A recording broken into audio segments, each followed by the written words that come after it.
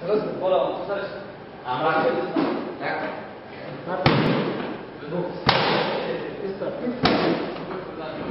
خاطر از اینکه پلیس یک وظیفه مقدس است و میخواهیم خدمتگار به وطن شوم، به مردم شوم و این مردم از بدبختی نجات بدن.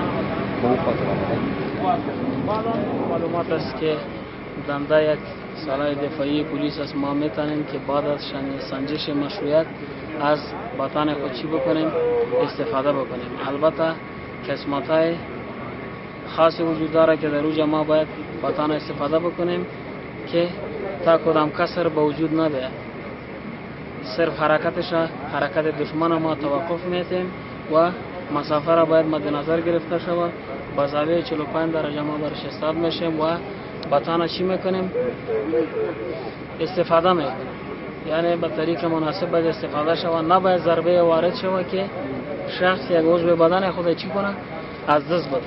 به خاطر که بطن یک چیز عینی و فولادی است، بسیار محکم است. اگر با چشم یا با بینی ما استفاده بکنیم ممکن معلولیت و یا معیوبیت را با بار بیاورد. میتونیم که با طریقه منظم بطن ما چی بکنیم؟ استفاده بکنیم.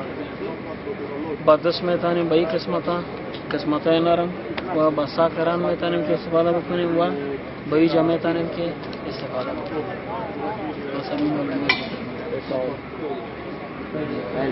احساس مسئولیت میکنیم. این وظیفه ماست که یک چیز با هموطنای خود یاد بتیم که وا در حالت مشکل از این استفاده بکنه که از مشکل خودشی بکنه خلاص کنه.